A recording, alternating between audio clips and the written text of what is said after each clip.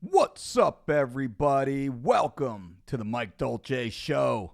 Very excited to have our next guest on, none other than Mr. USA, Nick Trigili. Nick is an IFBB professional bodybuilder and actually a longtime friend of myself back from the East Coast, New Jersey meathead days. Let's get Nick on the line right now.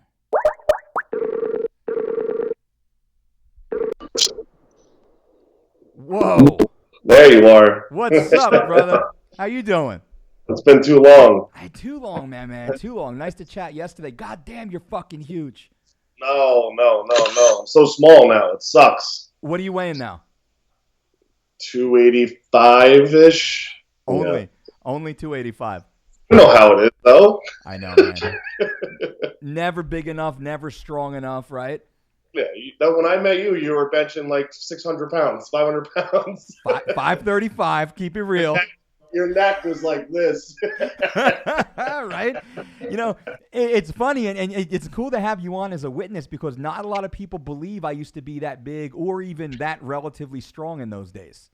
Yeah, when I saw when you cut down when you were fighting, I was like, that can't be you. Because because I used to see you like, you know, it's crazy looking. Like people see you now, so it's normal to them. But when I used to see you like jacked out of your mind, it's just such a, oh my God, it's like, oh my God, how do you even do that?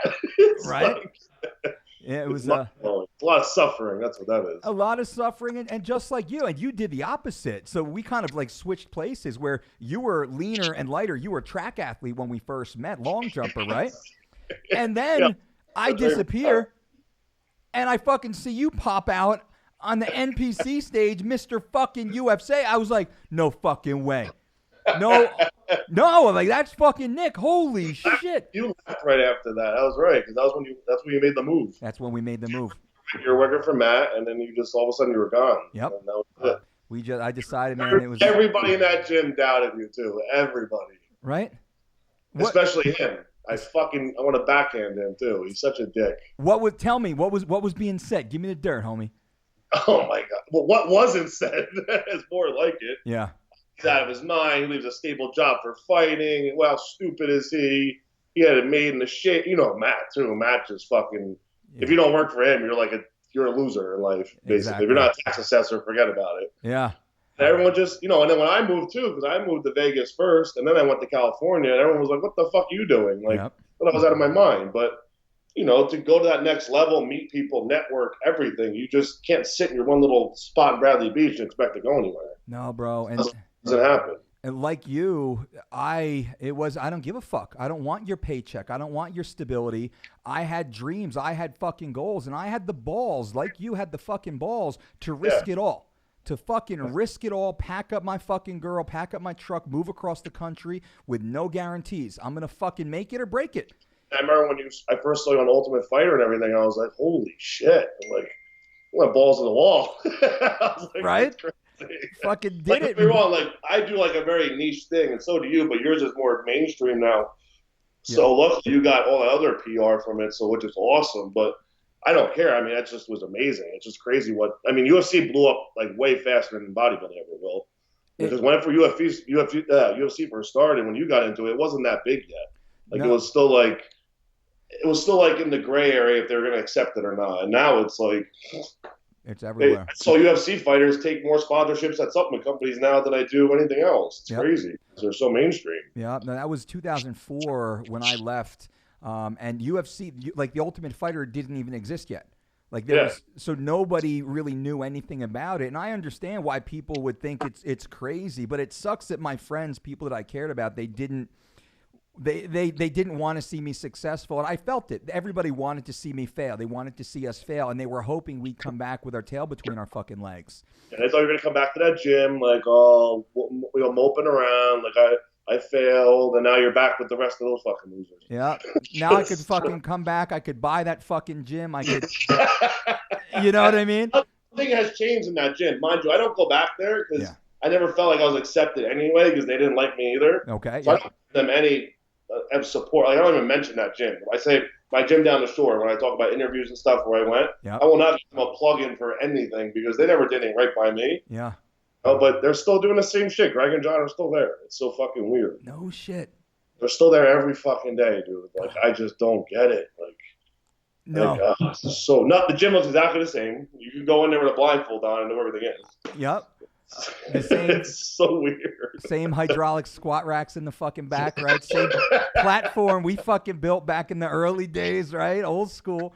And I remember making a reverse hyper in the old room, in the very back, in the white fucking room, on that the welded fucking squat rack, hanging a fucking flat bench in between the fucking pins at about 4 feet in the air, and swinging fucking chains, attaching chains and a weight belt, not a weight belt, a fucking like a dip belt.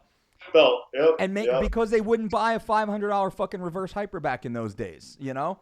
Same equipment in there. Everything's the same. Same equipment. And my video guy that does all my videoing, everything, he's like on full time with me. Yep. He trains there. That's his like home gym. Okay. So it's so weird. Like he tells me, I'm like, he's like, go to Jersey Shore Finish. I'm like, that's so weird. Like that's where I grew up, and now you're working out there. He's like, yeah, I love it. I'm like, oh, man. It's just like, and obviously his pictures exactly the same. Exactly. Like, it's so strange.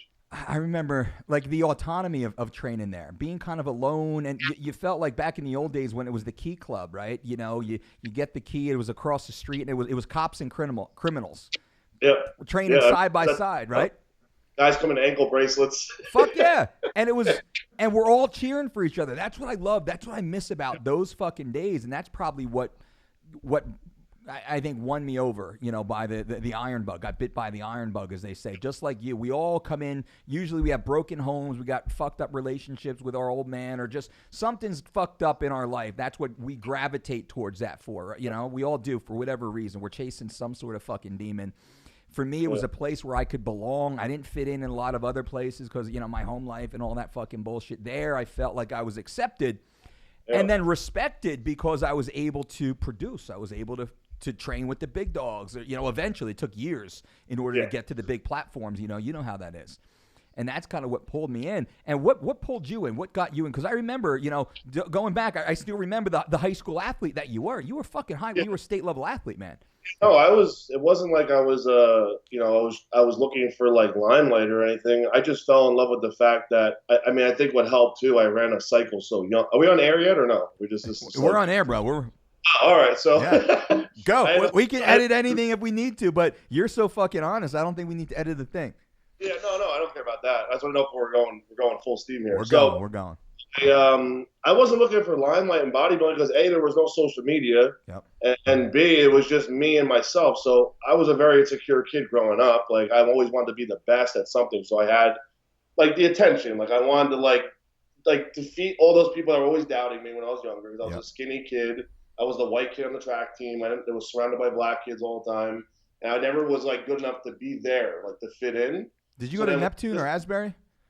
Well, I was in St. Rose and I got kicked out. Yeah, okay. I was a little demon. Yeah. And then I went to Ocean Township, which wasn't that great. But, you know, all the sports teams, though, were just full of, you know, amazing athletes. And I never could keep up. And then I did my first cycle in high school. That's where it all started. Oh, shit, okay. I started taking some Winstrol to get faster, to jump better, and everything else. And then I got kicked out of St. Rose. So I lost all my scholarships. So now I went to Ocean. I was like, fuck it. I put on like 20-something pounds immediately at 16 years old. Wow. And I was like, I think I got something here. Like, you know, I think this might work. Yeah. So at the time I was working at Jersey Shore, I met like Victor, I met Rich Gaspari, Jason, all these guys were in there all jacked out of their minds. And I was like, what is it that you guys do that is like so meticulous how you train? Yeah. And I just fell in love with it. Like, it was such a routine, a system, and like, I liked being like that. I liked machine-like lifestyle. Like I liked to be able to wake up, do this, do that, and then I saw the results, and I just got so addicted to it. Like it wasn't to post picture on Instagram like it is now. You know, like I fell in love with the chase, and then I could improve every day in that gym. It was something I can wake up and get better at every day. Yep. It was like growing your bank account, but I grew my muscles. You know. Yep. I wasn't intrigued by making money or anything at the time. I was intrigued by that, and every dollar and every job I had from there forward was feeding this obsession. Okay. It wasn't anything else. I wouldn't take a job that was like manual labor. I knew that would take away. So I sold cars. I sit on my ass all day. Yep. I could, like everything I did was calculated for that, and I moved out when I was very young. I moved out when I was 16. So like I was on my own and I was ready to go. Like the fire was lit right away. Yep. And that's all it was. I mean, there really was no like I got beat up story or like I don't know. Like I didn't have those problems. I just had something to prove to myself more than anything. I just wanted to show myself I could do this. Yep. And I looked at the other guys and I was like, I got a good body. I could fucking do that. If this is all it is, hard work, take some shit, eat, and lift heavy, like I could totally get there. Yep. And obviously there's a lot more science behind it, but in the basis of all of it, that's what it was. And I just fell in love with the whole procedure and everything. Just like fighting, like martial arts is an art. Like you fall in love with the whole aspect of learning and teaching your techniques and everything. Yeah. And bodybuilding is the same way, just on a different level. It's self-mastery, I think, is what gravitate towards. It's realizing that as good as we are, we're still so far from achieving our potential or even a mastery. And I don't think any martial artist ever achieves mastery. No. But that's of the human body. So there's direct parallels between what you do as a physique bodybuilder, physique competitor, physique artist, if you will, martial artist, physique artist, very similar. So when was your first competition? When did you compete as a teen? Yeah, 16. 16. Then, oh, wow. So you were out of the gate, man. You were done. Yeah. No. Yeah, you were right into it. Didn't take any time. Right away. And then I had older friends that were competing that were obviously not people I didn't know. They were mentors that were friends of mine. Yep.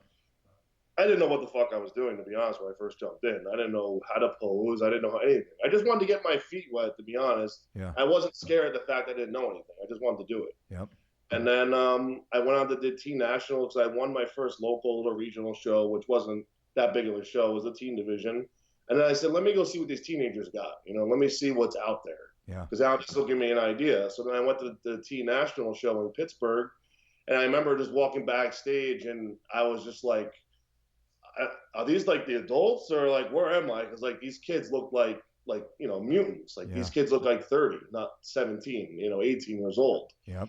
So then right there, I had culture shock. I didn't want to go on stage. I was like so embarrassed. I was like, fuck, man, this is rough. Like this is like, wow, this is like zero, like this, I'm not even close to where I should be. Yep. So I ended up taking like 4 out of 6 people. It was like not many people I was in the heavyweight class because I was 206. Yep.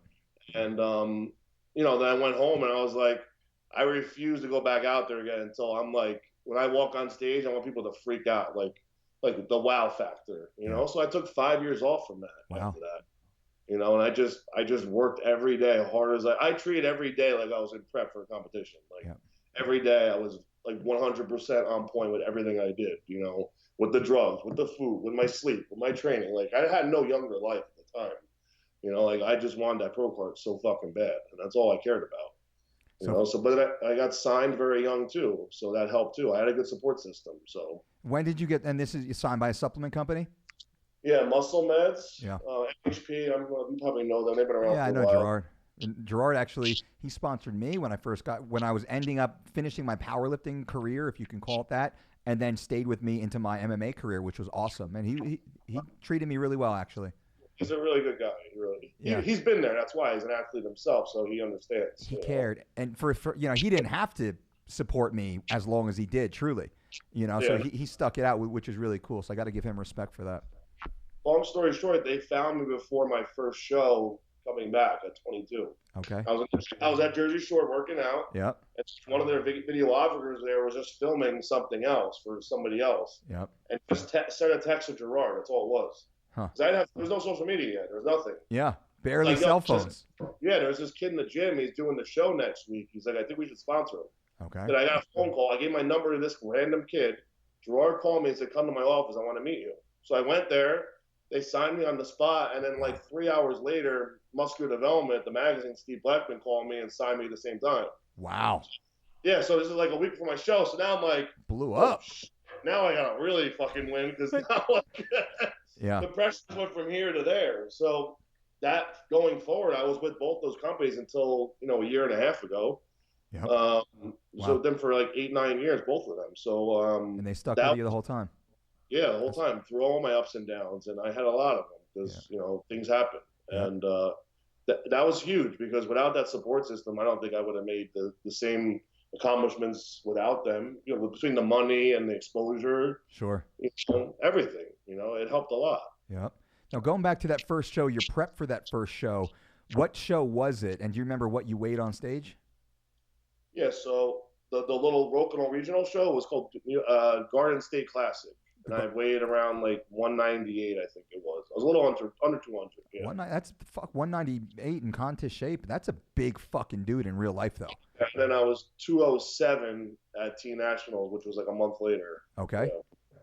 You know, I'm also 6'1", so people understand that too. I'm tall. Yeah. You know? And then most bodybuilders are, 5'5", 5'6". Yeah, for sure. They're, Lee Priest, Flex Lewis, kind of, and that's what looks awesome. And respect to that too. It's harder to fill out your frame. So you got your first two shows. You go out, you do the Teen Nationals, you get the big wake up. You take 5 years off to make your comeback, your true, entrance into the game. You hook up with Gerard Denti, MHP, muscular development steps in, a lot of pressure on your back to go out there. Now, what show was it that you were competing in at that point?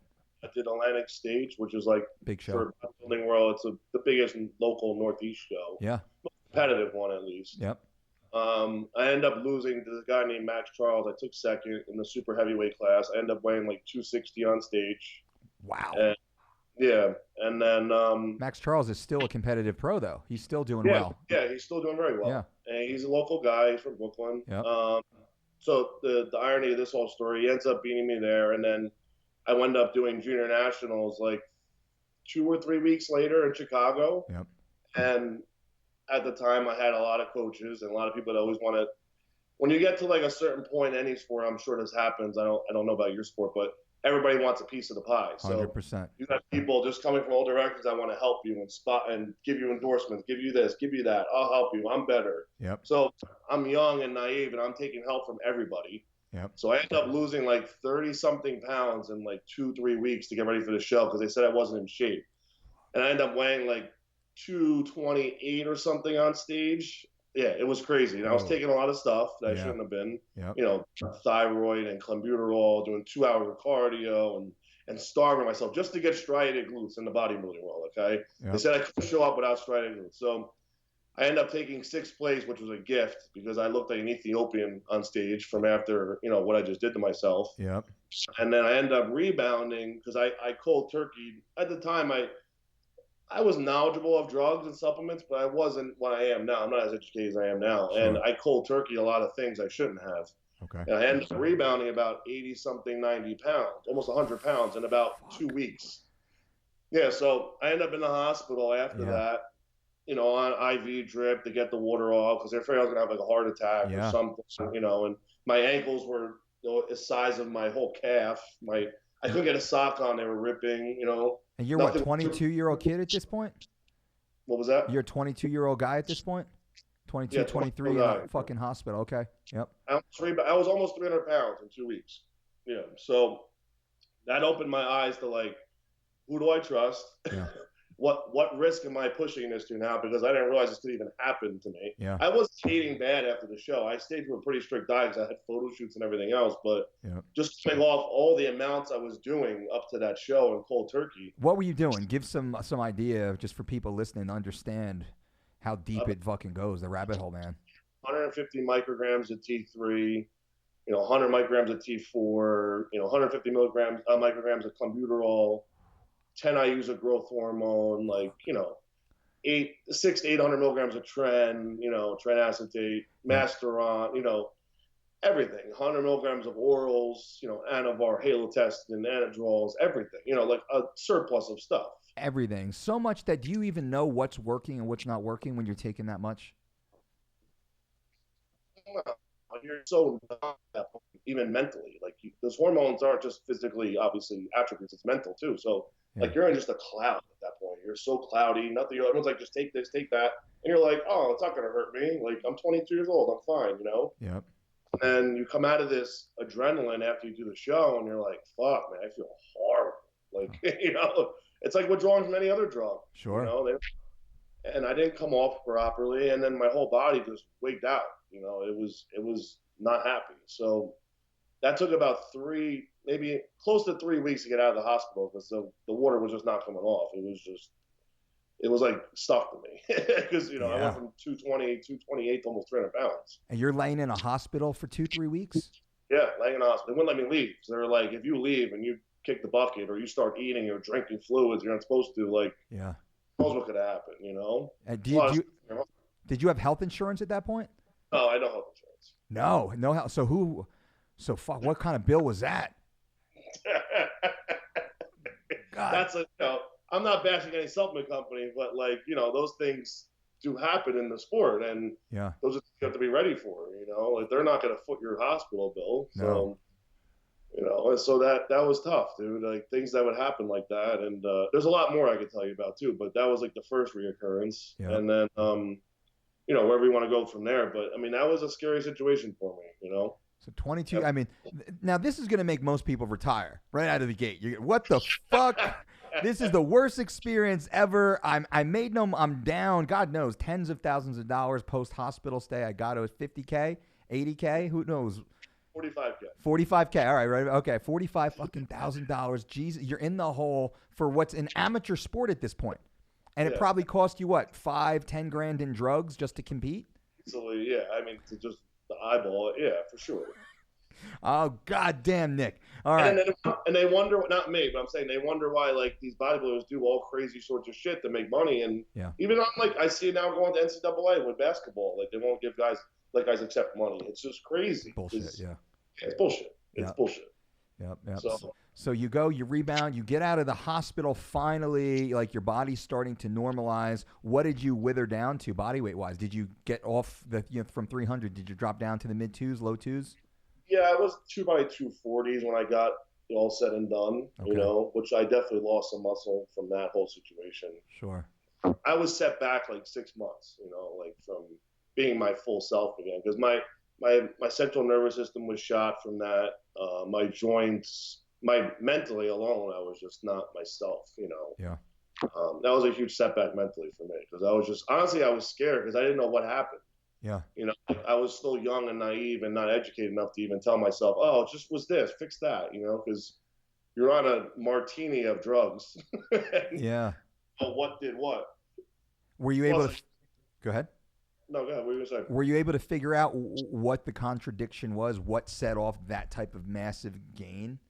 I think it was the overload of I was doing no cardio up to the first show I did. Okay. And I started throwing in 2 hours of cardio, so my metabolism starts ramping. Yep. And then throw in other cocktails of drugs like T3 and clenbuterol and T4, which things I've never used until then. Okay. Because I was at a national show, and then I had other people in my ear, which, you know, you start getting influenced. Sure. And I started ramping up other anabolics and stuff, you know, hardeners and stuff, anti-estrogens and things that dry you out, you know, and pull water off you. And I think the major part was the 2 hours of cardio because my metabolism was just ramping. And then between the thyroid and the fat burner, you know, like clenbuterol, they're extremely strong drugs. Sure. And they just pulled off water and muscle and fat and everything off me. And you have to pyramid those off. You can't just cold turkey them. Okay. And those are the main contributors because I still stayed on most of my anabolics because I don't want to obviously, you know, get small. And I stopped the fat burners and everything, you know, like, I don't want to burn fat anymore. So, you know, I pretty much stopped those, but I still couldn't slow down the weight. Like I would just drink water and I was gaining weight. It was insane. Yeah. You know, and now I see the pattern of that with a lot of competitors that I prep, like bikini girls, regular guys. They all have the same issue with the thyroid and your adrenal gland and pituitary gland, all this crazy stuff, you know? Yep. So, I hear, and I watched Dave Palumbo's channel over on RX, and I hear him talking about the drugs quite a bit. So a lot of my knowledge comes from listening to guys like Dave talk about it, which is awesome that you're on here now talking about it, honestly. And I think what you had said when we spoke yesterday was there's so much bullshit out there. There's so much bad information being put out by these fake gurus, like these dickheads that took you in, you know, as a young kid, got you loaded up on all sorts of fucking drugs, didn't help you come down or taper off or whatever. So you hear about like these thyroid drugs, and I think Palumbo does a pretty good job about talking about how harsh they are. And you know, I don't think he said don't take them, but only take them if you need them. And if you do, tiny little doses. He said the same thing about things like clenbuterol. He talks about DNP, and that sounds like it's the fucking devil. Have you ever tried? Have you ever tried DNP? Yep. Oh God, yep. How was it? It was probably the worst. Like, don't get me wrong, I had party days where I would take some crazy party drugs too. Yep. And I would feel like shit. Yep. This topples everything I've ever done in my entire life because it's blocking all your cortisol in your body. So it basically shuts down your body from, you know, and it increases your core temperature to like 100 degrees, 102 or something. Jeez. So you're basically cooking from the inside out, and you're blocking cortisol. So like all those if everyone knows what that means as far as blocking cortisol, yep. like you're like almost immobile, like you cannot move, you know, because you're so, you know, drained, and you're sweat. You just sit there and just sweat, like you just pour sweat, like you're just a furnace. And you know what it does to your stomach lining, everything else, because all the chemicals in there too. It's not, you know, especially who knows who made it for you. It's not like some pharmaceutical company. Yeah. So, who knows what other fucking crap they threw in there, it's you know? Crazy. And people now, I think because of what's his name, Tony Hughes over at Enhanced Athlete, former Enhanced Athlete, he made that shit popular. We get people that ask us about it here now. They want to lose weight. They're like, what do you think about that? I'm like, what the fuck are you talking about? I see it everywhere. Just like guys I want to look at the beach, like, oh, just take DMP. I'm like, no, you won't. You're not going to just take DMP, dude. Like, what are you talking about? People died. So those listening, people fucking die. They die from taking, They cook from the inside out. There's a lot of people that die. A lot. And they're just not, you know, because you don't see it in the news doesn't mean it's not happening. It happens a lot. Yep. So it's crazy, especially if you get some funky stuff. If someone doesn't know what they're doing. You trust some dickhead at the gym. So I will talk a little bit more about your career. So you get done this show, you get out of the hospital. It takes you 6 months to kind of normalize. Now, did you come off all drugs? Did you stay on the drugs, or did you kind of like? I never. You never came off. You never came off between the time you were in your late teens and then now when you? When I started at 16, I didn't come off until this past 2 years ago. Wow. Okay. Yeah, and that's where that was my next. We'll get to that. We'll get to that. Yeah, let's kind of get through, because you have some great accomplishments, and that's I want to get to, because you're fucking Mr. USA. I mean, Flex Wheeler is Mr. USA. Mr. USA is, in my opinion, it is the greatest amateur bodybuilding title on the planet. To be Mr. USA, and those listening, there's only one Mr. USA. You can only be one. We're nationals. There's a national champion in each weight class that moves on to be a pro. You were the best man on the stage of all competitors, and that's a fucking big accomplishment right there.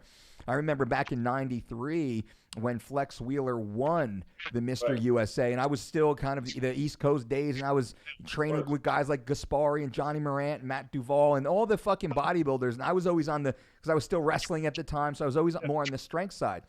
And I remember like, maybe I will try this bodybuilding thing. And I saw Flex Wheeler, and I was like, nope. Nope. I holy shit. I can't even I just don't have the genetics. I don't have the struggle. I don't have all the great things that a guy like him or a guy like you has. I don't have that.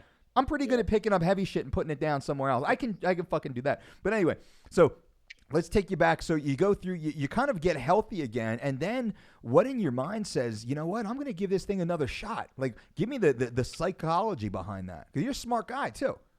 Yeah, no, I didn't really I got depressed in senses like why this happened to me more so than like I'm going to let this, it's not going to conquer me. I knew that. I was just more so depressed, like, what did I do to call it? Like, because I'm a deep thinker when it comes to that kind of stuff. I'm like, what did I do in my purpose? Like, why wasn't somebody there to help me? You know, like, I have a lot of good people around me. How come nobody was there to be like, Nick, just do this, and I would have been saved, you know? Yeah. So that's what really got me upset. I had a lot of good people around me, and that's when my circle in life just started to wither down smaller and smaller and smaller and smaller to where I am now. And I had to cut a lot of people loose, and I'm like, how come you didn't help me? You know, that's all I asked for, you know? Yeah. And you people all want to be in my life, but no one wanted to give me just 2 cents of advice to say, hey, do this the right way, you know? So I was more stuck on that. And once I got over that and I realized, you know what, I'm going to have to educate myself because I'm the only one that's going to care about myself. Yep. And number 2, I have to just do this and not think about anyone else or the consequences of it. You know, if I want to do it, I just got to be devoted to it. And I have to educate myself and learn because no one else is going to care about me as much as I am. Yep. So that's when I really started to broaden my, my knowledge on drugs and diet, nutrition. I started taking classes.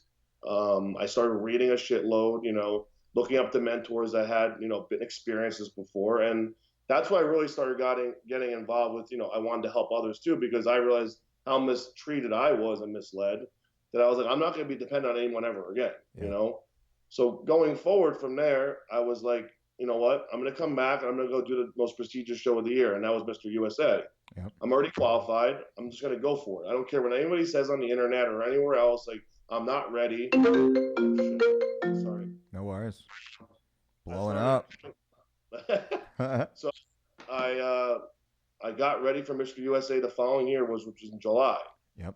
And Junior Nationals was in June that previous year where I got sick and everything else. So it wasn't that much time in between. So by January, I had to start back from like where I was, after this whole situation. Yeah. So I pushed extremely hard. I ended up getting ready for the show. I did have gyno though. I don't know if anyone knows what gyno is, but I had to get the gyno, basically surgery done, but I didn't have it yet. I didn't have the money for it. It's like a, $5 to $10 grand surgery. So gotcha. I knew that might have been like an issue on stage, but I still went and did USAs anyway. Yep. I ended up placing second that year. Wow. First time out of getting as a pro qualifier, I ended up taking second. And they said the only reason I lost was because of my gyno, which I don't know. I can't argue that. So yeah. I was high in the sky. I was fucking like, oh my God, I'm coming back next year. I'm going to win. So I wanted to get my gyno surgery done first. So I ended up getting that done, which was fine. I passed USAs and I was like, I'm going to get ready for nationals. Yep. That's November. So end up getting ready for that. I was a week out from my show. Now, you know what injectable Winstrol is and everything else. It's a water-based solution that crystallizes. Yep. So usually I drink it because it doesn't bother my stomach. I don't want to inject it. You can drink that. Yeah, it tastes horrible. Like it destroys. It's very acidic too. It makes you, acid reflux really bad. But I would just drink it before bed and I would just go to bed so I didn't have to eat anything, So better than injecting it though. Yeah, I was doing that the entire prep, the last 6 weeks of prep when I started that drug. Yep. And they came in little amps, Stanzazole amps, the Winstrol Depot amps. And it wasn't even that much fluid. It's like this much. Yep. Just for that reason, that day, I'm like, you know what? I'm going to stick it in my tricep. I don't know what got into me. Yep. And I stuck it in my tricep. I went to bed. I woke up around like 4 a.m. My bed was drenched in sweat. And I'm like, infection. The fuck? Long story short, I get up, my arm is infected, like bad. Yep. From this injection, like really bad. So I start taking some anti-inflammatories. I had some like, some medical ones laying around. I started taking them. Nothing's happening. It's just getting more swollen. Now, mind you, my arm was like probably like 21 at the time, maybe 21 and a half. Damn. It was 30 inches from the infection now. So I couldn't even get my 4XL sweatshirt on over it. That's how inflamed it was. Wow. I woke up my roommate, Jerry, the time that I lived with. He was a corrections officer. And I'm like, dude, I know you just got home, but you got to take me to the hospital. Like, I'm fucked up. Like, this side of my body is 2% body fat, and then I'm weak out. Yeah. And this is just fucked. So I get to the hospital, and they're like, what happened? They thought I was a heroin addict. They thought I was shooting heroin because I told them it was from a needle. You know how doctors and nurses are. Look at you. Yeah, exactly. He's like, do you and your roommate share needles? So now I'm like raging. I'm in pain because my nerve endings were all exposed from being so swollen. So like just the slightest breeze, I was like freaking out.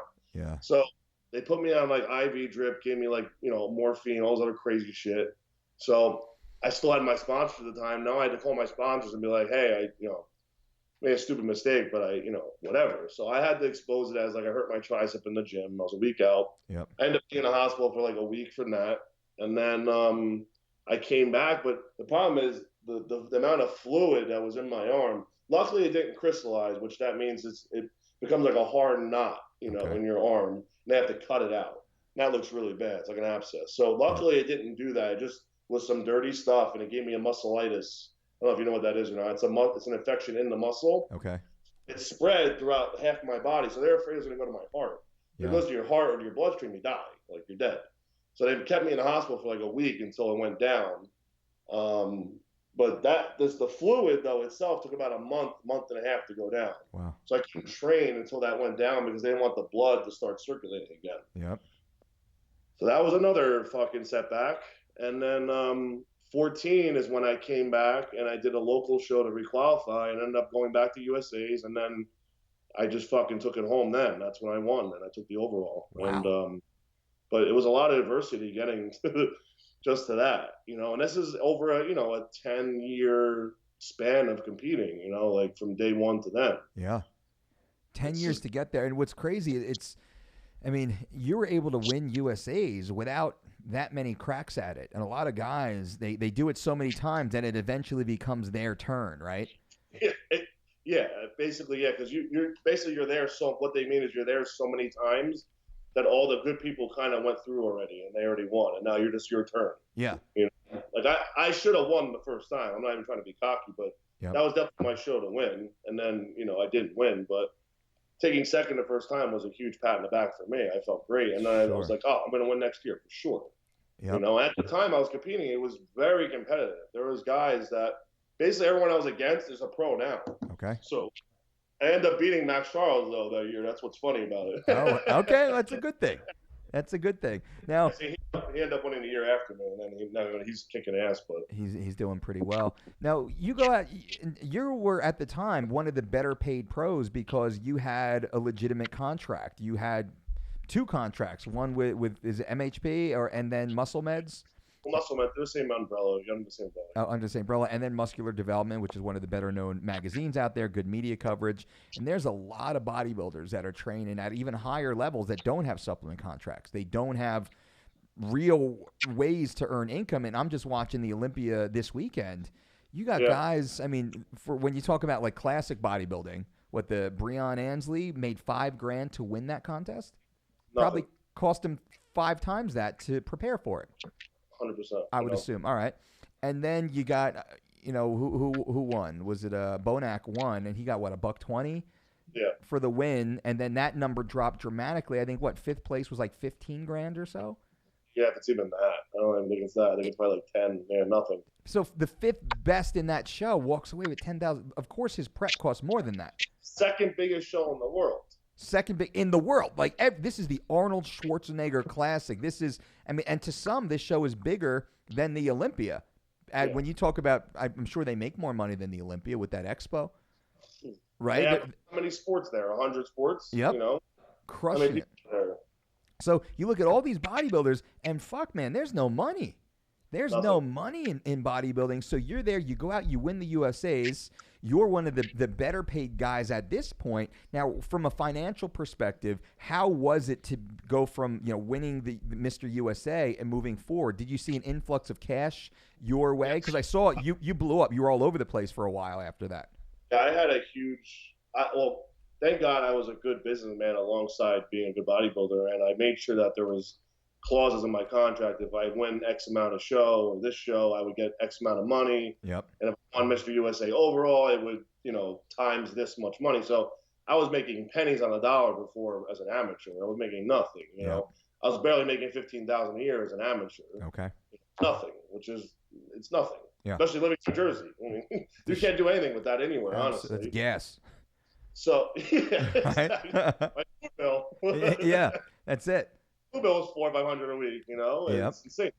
So I had clauses in there to make sure if I did turn pro and I did win the overall at least, that I would have even more money. So I set myself up pretty good. I ended up making like 60 to $75,000 at the peak of my contract. Okay. Which is like crazy money. And then muscular development was like another $30,000 a year. So okay. I was for 100 at the end, yep.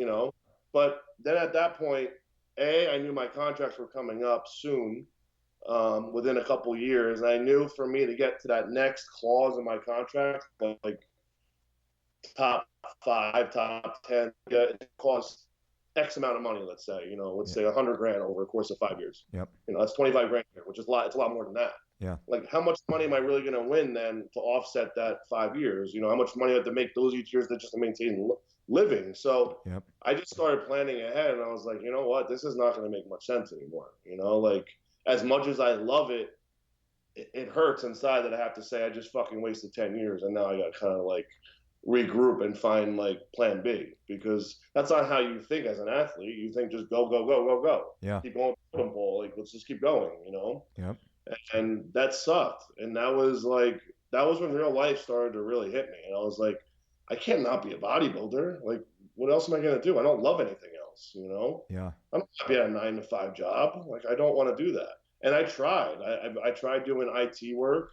I Okay. tried selling cars again. I tried, personal training people in the gym all day, every day. And yeah, I made decent money, but my passion, my heart wasn't in it. Yep.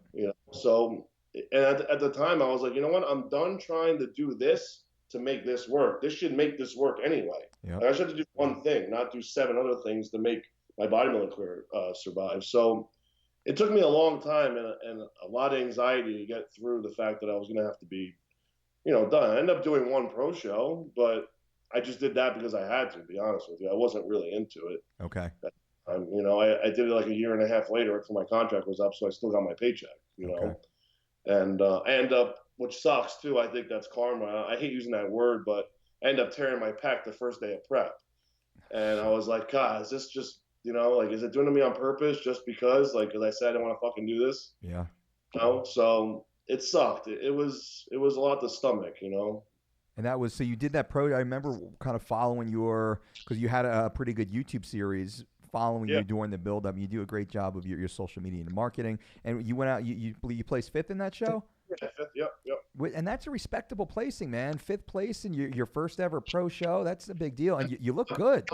The lineup was very deep too, so I wasn't even, it wasn't like some average little local show either. So it was a good show. It was a Europa show. Yep. And you were happy with that? Happy with the placing? Oh yeah, I was. Yeah. For sure. I didn't expect to go in there and beat these guys. They're like top Olympians. Yeah.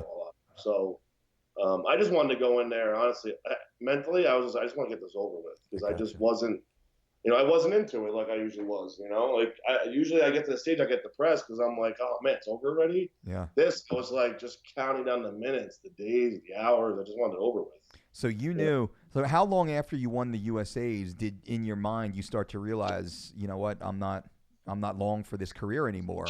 Kind of like you achieved the goal of becoming Mr. USA. You got your pro card, and you were done. That's what I'm hearing right now. You're not like a couple months of still loving it though, because I was doing tours and I was appearing places. I was living the Mr. USA dream. Yeah, of course. It was a good 6 months. I was guest posing. I was making extra money. Yep. And it was good. And then once that smoke cleared and I came out of it and I was just a regular guy again, I was kind of like, all right, I got to think about plan B now. Yeah. Either do I keep capitalizing on this and like keep selling people I'm going to compete, or do I just get real with myself and be like, you know what, let's figure out even more further ahead, Yeah. And that's when I started to really change, everything. That's my whole life started doing a 180. And a lot of introspection at that point, right? Yeah, for sure. And at that time too, I was going through a lot mentally with my family. My dad got sick, and I moved back from California because I was living out there. Yeah. So I was in between living places. I didn't have a real home yet, and there was just so much up in the air for me. And I was like, "Fuck, man! Like, this is the worst time for this all to happen," And it took me a while, and it's finally until like, let's say maybe 6 months ago, I wasn't happy. It took me years to finally get to where I am, where I'm like, okay, I feel good again. Yep. It was a long road of not sure what I should do. I don't know if that makes sense to you, because you've achieved success throughout your whole career pretty much. Like you've pretty much like jumped from one thing to another. No, so many failures, bro.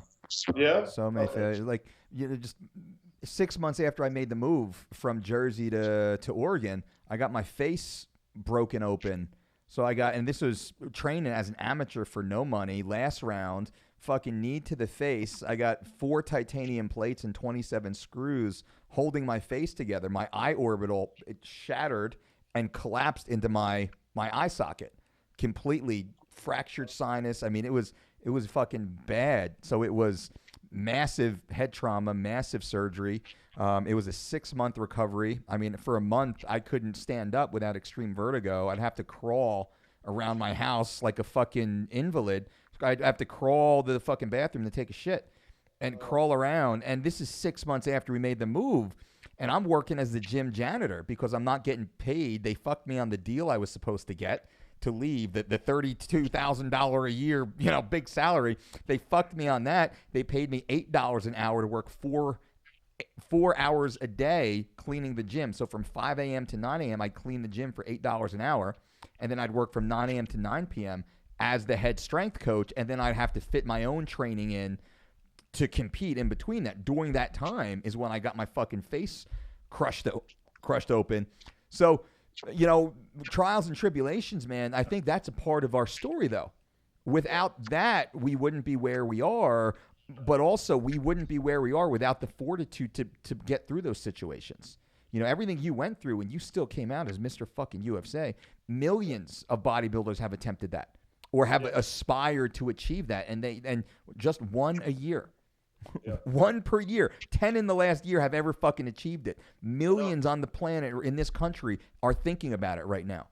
And that's what made me most upset. Like, I don't want people to think I was just like taking it as a grain of salt. Like, that was like what I wanted to do. And then I don't think people realize like I was going like this, and I finally got to the pyramid of where I wanted to be, and then I realized like, fuck, like, A, I can't support this any longer. Yeah. And B, everyone probably thinks you're making, first of all, everyone thought from the outside in I was making all this crazy money. Like, of course. Just coming out of my pockets everywhere. Yep. I didn't know what to do with it. I was just going to party it to the end, and I was just going to say, fuck Mr. USA. Yep. And that was the last thing that was happening. And I don't think people realize that there's just no money in it. Like, there's zero money in it. Yeah. And, from that, I could talk from there on forward. Is that how you want to take this? Yeah, go. Continue. Yeah, so from there forward, I was like, all right, so I have to explain to myself first, like, if I'm giving this up, I got to start finding a job or something, career. So that's when I opened my first personal training gym out here in North Jersey. And I realized I don't want to do this anymore either. Like, my passion was gone for anything that had to do with working out. Yeah. So I said to myself, you know what? I have to get a job, make money, and I think maybe my head will start getting clear, because obviously money, not that money solves everything, but when you can't pay your bills and then you lose all your contracts, no one cares about you anymore. Your phone's not ringing anymore. No one's hanging out with you anymore because you're a cool kid and you're doing videos. They want to be on YouTube. They want to be on that and just tag along for everything. So then my phone, I could turn my phone off for days. No one would call me. It was very weird. I had to get used to that eerie feeling of no one wanted to talk to me. So I tried opening this gym, and I was like, I'm not into this. I just spent all my money on this gym now. I didn't want to do it. So I got a job selling cars and wholesaling cars. Okay. And I was doing that for a year and a half. And I said, you know what? Let me save money. Let me get my head straight. And I'm going to figure this out along this path, parallel to what I'm doing. And eventually, whatever is supposed to happen is going to happen. I can't keep forcing it. Like, I know I'm supposed to do this, and this is what I'm destined to do, but maybe I'm not. So, fast forward, I did this job for a year and a half. I was miserable every day, but I made good enough money to get by, and I was building this website, which obviously is launched now, very slowly with one of my best friends, and she's been helping me in and out, day in, day out. I was getting ready. I had to find video people. I had to find people I wanted to collaborate this with, and I wanted to make sure the whole idea was like ready to go before I even said anything to anyone, because I didn't want to mentally tell people I'm going to do something and then never even happens. I went like a fool. Like, I fell short. So I took that job and just basically paid my bills, and then whatever extra money I had was devoted to this. So then I literally just stopped showing up to work one day. I told my boss, I'm done. I'm good. I'm going to launch this site. Like, I don't want to be there anymore. I left that job about, I don't know, a month ago now, I think it's been.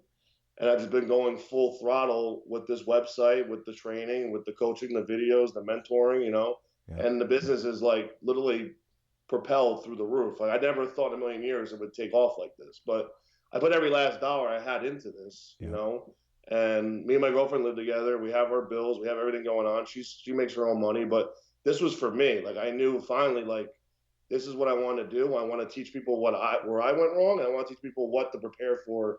It's not just coaching how to take drugs and take nutrition and work out. It's a whole mentorship when I try to bring these people on. Competitor or non-competitor, whatever you want to do with yourself. I'm trying to help these people out in the long run, not fall into the same trap I did and get sold this dream that once you achieve this, you're going to have this. That's not the case. And a lot of people are misled and misguided, and it's not the sport's fault, but at the end of the day, you kind of have to blame them because they don't pay out on anything. And none of these guys you see in the mainstream are making any money. Like these guys are dead broke. They drive hoopties. They live in the middle of nowhere because they can't afford to live somewhere nice. And they're selling a dream to all you guys online. I'm not saying everyone, but 90% of them, and they're borrowing things from people to look a certain way, and they're doing this because I know most of them on a personal level, and they don't have anything. Yep. And I don't want to be that guy anymore. I'm like, I am not trying to just impress social media anymore and impress people. Like, I need to impress myself because I've been letting myself down for X amount of time. This is after after I won Mr. USA, but for 4 years I've done nothing in my life, to be honest. Like I've gone through depression. For 2 years I was a mess. Yep. I'll touch base on that, and a lot of it is from basically coming off the hormones and not TRTing properly, and not preparing for what was to come, and not having even like a job to prepare for anything. Keep my mind off things. Yeah. So, and I think a lot of athletes go through this. They get tunnel vision with something, and then once they come out of it, the adrenaline's gone, and you're kind of like left with nothing. You're like, what do I do with myself? So I had to really like sit there and talk about what did Nick want finally, not what everyone else, Yep. And it's kicking ass. God bless. It's going really well, and I'm really happy. So, and I'm loving what I'm doing. That's number one. Forget the money part. Like I'm loving it. Yep. So, and everyone could feel it too, because I get texts all day, emails all day, and everyone's like, dude, it's so like nice working with you. It's enjoyable. I feel like you're my friend. It's not just you're taking my money and that's it. You know? Well, let's break down a little bit about the industry that you're breaking into right now, and you're an industry disruptor. That's what the iPhone was. The iPhone disrupted the cell phone industry dramatically, and I think what you're doing is going to disrupt this guru industry. Now, we all know what the gurus are, and the gurus go back decades. Gurus are basically these unknown names, kind of like Yoda, that floats in the background around all these bodybuilders and basically tells them what drugs to take. Yeah, they talk a little bit about nutrition, but I'd say it's 90% drugs, 10% nutrition, because most guys fucking know it's chicken, it's rice, chicken or fish, fucking rice or potato, right? Broccoli or asparagus, oats, egg whites. That's the fucking bodybuilder diet, right? Maybe you throw a little fucking sirloin in there if you're fucking lucky. That's pretty much it. And then how are you going to season it? Yeah. Right? That's what it fucking comes down to. And these gurus, they act like, oh, have half a baked potato, have a whole baked potato. That's not what it's fucking about. So, and these fools, and I've heard some of these fools, I have fools, I don't know. If I don't know them personally, I don't want to talk shit about them. I don't know most of these guys. But I heard some of these guys are charging like $5,000 or more a fucking month to just, up your trend. Take 100 fucking, take 100 Anadrol, milligrams of Anadrol a day. What's that? It's really bad. It's really fucking, and basically just shotgunning these poor fucking kids. Now, I'm kind of a libertarian. Take what you want to take. Don't fucking hurt anybody. Don't infringe on anybody's fucking rights. It's not my business to tell you how to live your life. But these motherfuckers running around telling these kids what to take, like Tony Hughes walking around telling people DNP's okay. Well, that motherfucker, I don't know the dude, but that motherfucker needs a slap in the face because he's putting bad information out there, and it's very egocentric and ego-driven, and it's to build his own greedy little business. I'm not a fan of that type of style. I don't know if he's a bad guy or not, but he's doing bad things. He's a piece of shit. He's a piece of shit. Okay, good. You got we'll talk about, because I want to go through a list of some of the scumbags that we all know, and we'll fucking bash them. I can see it in your body already. I'm ready. I hate these motherfuckers, man, because like you, I'm fighting the good fight over here. I'm trying to keep fuckers healthy. I'm trying to keep people fucking healthy, and I got all these fucking scumbags putting misinformation out there and bastardizing good science to suit their own greedy fucking goals. They're hurting people. That's what they're focused on. The thing that happened in this sport was, like you said, the cell phone, because now everyone's a fucking professional. Yep. Everyone has a voice. Yep. They all think they know what they're talking about because they heard from Joe in the fucking gym that he took this amount of dosage and this worked. So then he starts advertising that everywhere, and it's just a fucking trickle effect. And it spreads like wildfire, dude. It's really bad. Yep. Then you have the people like the coaches who are here. They're supposed to be the ambassadors. Yep. And they have one guy on 5,000 grams of something. Then he goes and shows his protocol to Bob. And then Bob's like, oh, Joe's doing 5,000. I can take 5,000 grams. Yep. And then it just keeps going and going and going. And it's so bad. Yep. And it's gotten to a point where it actually, I used to look at social media and like I used to get this rage in me, not juice head rage. Okay, people like I mean like a rage like this is destroying the sport that I lived through Yeah. and loved, and it's turning into such a fucking crapshoot of who could take more shit. Yep. Who can tell, and whoever tells to take more shit is the leader of this whole sport. Yep. He's the Yoda. Like let's all bail to him. And that's not the case. No, and that's what like Boston did. Yeah, I don't know Boston, but I know you're buddies with him. You had him on your show recently. That was a great episode. I enjoyed watching it. And I watch his content. I tend to like him for whatever reason, but I disagree with almost everything he fucking says. You see now though, and all defense to Boston, he realizes that he fucked up. Okay. He admits to that now. Gotcha. He's like, I was retarded taking all that shit.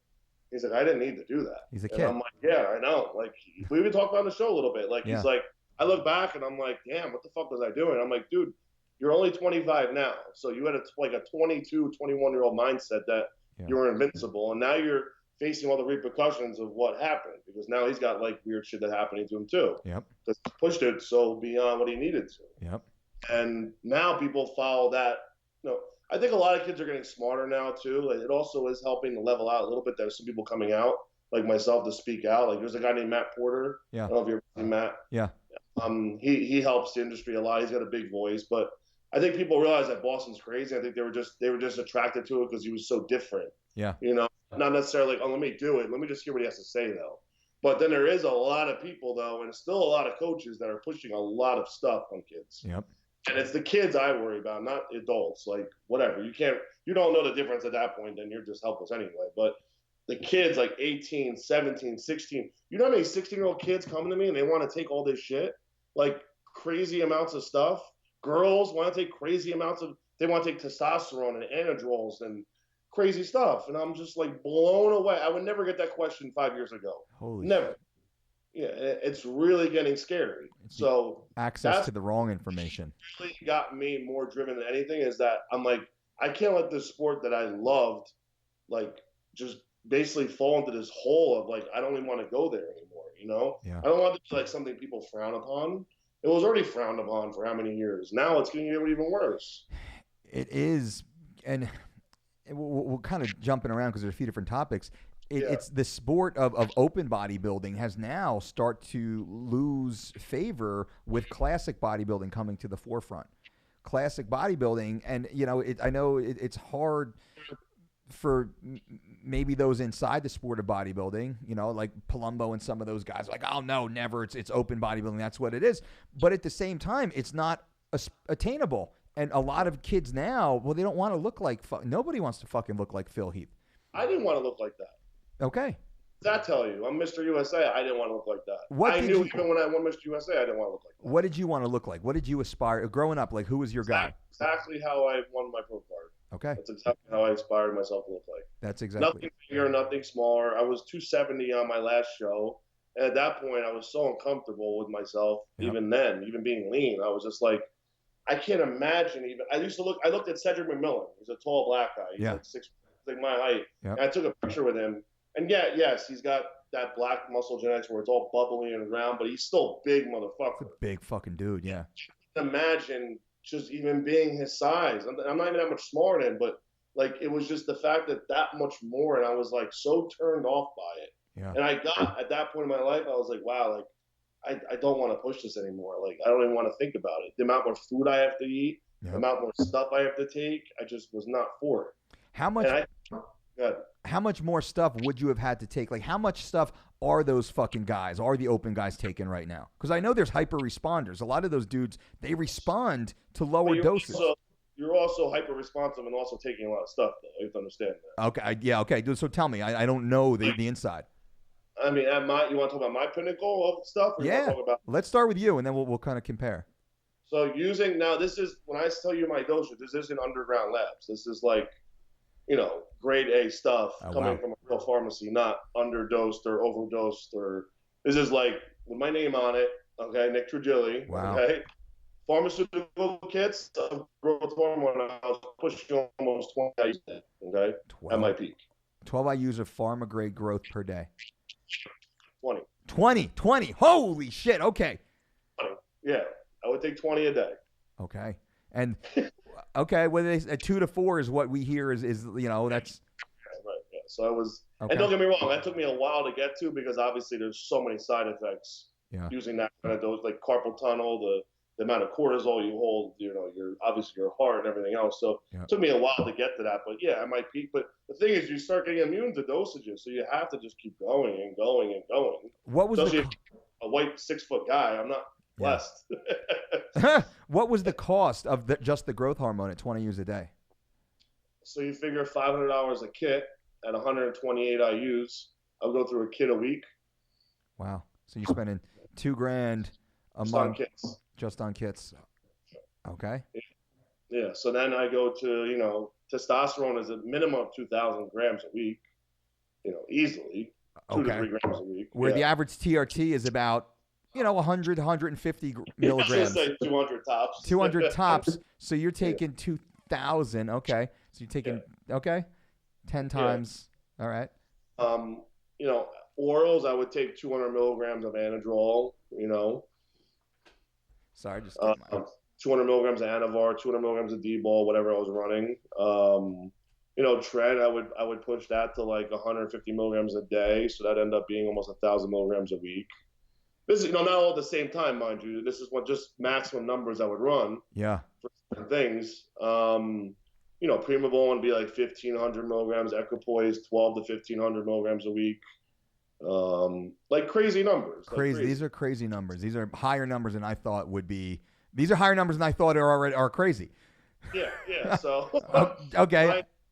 So like it got very intense at the end, and then plus I'm using a lot of insulin too at the end just to put on the surplus of size and eat the surplus amount of calories and make sure it's absorbing. I'd be pushing 60, 80 units a day of insulin. At the peak. I would do it all day long. I would sit home and eat and just stand myself on insulin all day. That's all we would do. I would grow at least a pound a day when I was growing. I was at 320 for most of my life. Holy shit. So 315 was like what I walked around. Relatively lean at that, right? Oh, yeah, I was lean. You have to be lean with all the drugs I'm on. I don't look good with all those drugs in my system, and I shouldn't be bodybuilding. That's a good point. Good point. Did you have any negative experiences with the insulin? Did you ever, fucking borderline pass out? You feel like death all the time on it. That's the thing. You're just so sluggish. You're so tired. Huh. Your workouts are so not intense at all. People think like, oh, I'm taking insulin, I'm going to be so jacked. Like you're just like half asleep, because obviously diabetics take it because they have glucose problems. So you're taking it to an extraordinary amount. So now your digestive is working so much harder to absorb all this food. Your body's just taxed. Yeah. Plus the growth makes you so tired. Okay. I got into 2 major car accidents because I had such bad narcolepsy from nodding out, and I crashed my car twice because I passed out driving. And I still have a CPAP machine, but I don't sleep with that anymore. Okay. Because my breathing was so bad, because my throat, my neck was 23 and a half inches at one point. Fuck. Okay. Now it's 18. So. And what's your body weight now? 280s. I fluctuate. So you're heavy, but I'm like a very soft. Like I don't feel like a piece of stone anymore. Before you would touch me, you'd be like, "The fuck is that?" Like, okay. I was so hard all the time and pumped. Like. Yep. Like you couldn't do anything though. Like my sex life didn't exist. I didn't go to the beach. I didn't fucking do anything. Like I was a waste of life. I did nothing. So sex life, interesting. You would think with all the testosterone and all the steroids that sex life should be great. That's the conception. A, you sweat too much. Okay, your girlfriend's gonna kill you because you're just in 30 seconds. You look like you jumped in a pool. Okay. B, because you're so big and massive and there's so much muscle, the blood flow doesn't, like, you don't have the same type of circulation as you think you would. Okay. So you get blood to your dick. Yep. It doesn't really happen that easily because especially if you worked out that day, the blood's all trapped into that body part. So the blood doesn't rush to your dick like you think it would because you're just so massive. And to get that type of to get an erection, it's very hard. So that's why a lot of guys live on Viagra and Cialis because they got a hard on. It's like very hard. No shit. And you're just so uncomfortable. You can't have sex. Like you're not doing anything. You're just gonna lay there. Like you're the dead fish at that point. So how do the girls react to that? Because you're bodybuilder. You're Mr. USA. You're a good looking fucking Jersey dude. And then you get this fucking hot chick. What's that? I was a dead fish. I didn't do anything. I honestly, I didn't have much of a sex life when I was like in the zone. I just really didn't. I didn't even think about sex that much, which is really sad. Wow. Okay. Now, up, like it wasn't really like, yeah, I was attracted to girls and I was into, hooking up and going out, but like it wasn't the thing that like I was almost embarrassed to even bring a girl home because I was like, what am I gonna do with her? I feel like shit. I'm gonna sweat on her. I'm uncomfortable sleeping. I'm not gonna like spoon with her. I'll crush her. Yeah. So at that point, you're like, fuck it. It's not even worth it. No shit. Total sucks. opposite of what you would think. Well, I'm sure if you're a normal human juice head, meat head, however you want to call us, Yep. you'd be totally fine. But like, I think to the extreme, when you're 240 plus, 250 plus, I think at that point you just get so uncomfortable. Like nothing is comfortable at that point. Yeah. No, nothing fits. You sweat doing everything. I showered 3-4 times a day just so I didn't smell. Like, because you're just sweating all day. Yep. The only thing that's fun to do is to work out. And that's why these guys just live in the gym. That's the only time you feel good. And you can wear, sweating is okay. Like, it's approved, right? Like, you're pretty much half naked. You got stringers on and everything else. So you're not you're not wearing all these clothes that you feel claustrophobic in. Yep. Just normal stuff. Like, you can't do anything at that size. Like, my girlfriend wanted to go walk around the city, and I'm like, fuck that. I'm not walking. My feet hurt. Like your feet get swollen from walking too much. It's just like, holy shit. At that point, you're just like, what am I doing? Like, it's just, So how what's the difference now? How's life now that you're not pushing to the extremes that you used to? So this is the fucked up part. It's funny you asked me that. So I was like, what I'm going to do to kick off my website? I'm going to do a transformation and like get jacked for everybody to show them what I do. And I figured it'd be like a good way to, draw people in, number one, for business. Yep. Number two, I can teach people what to do and what not to do as far as chemicals go, diet goes, blah, blah, blah, blah. Yep. So I started this for like a week and a half, and I was like, I don't want to do this. So I made an announcement. I'm like, listen, guys, like, my heart's just not in it. I just don't want to do it. And they're like, no, we totally understand. Like, everyone was like, positive feedback. I really don't have the time to do it now. Now that it got so busy so fast, sure, I don't have time to focus on cooking all these meals and posting all this and taking all these shots and working out twice a day. And I thought I was going to need this to like really like boost the business, but I don't need it at the end of the day. So, and second, I just didn't want to do it. So then I realized like, I don't want to take all this shit again. Like, I feel fine finally. Good for you. So I started taking very small doses of like Tren and Masteron and some Test. Okay. And Tren is one of the big triggers for anxiety, and so is equipoise. Okay. So this is the first time taking it since I had my really bad attacks 2 years ago. Yep. And I was actually afraid to fuck with it. And then 3 days in, I started getting panic attacks again. So wow. I actually put on my Instagram story 2 days ago that I can't even take it anymore because I get the triggers. I can start feeling it in my stomach. I get like the tingling. I can feel them coming, but they didn't come yet. Yep. I don't know if you ever had experienced a panic attack before, but I have not. It feels like you're having a heart attack. Like it does. Like your heart starts racing. You get your limbs start going numb. You can't focus. Your brain's like basically just like fuzzy. It's like the worst feeling you could possibly imagine. I don't wish it on my worst enemy, a panic attack, because it's like literally that bad. And since 2 years ago, since I came off everything, that's what I had to deal with. For about a year, I was a mess. And, so you were getting panic attacks while being off the drugs. Yeah. So when I came off everything properly, even came off everything properly 2 years ago, when I decided that I'm not going to be a bodybuilder anymore, I finally was like, let me get healthy now at least, and back off training, back off the food, back off everything. Let me just relax and be a human being.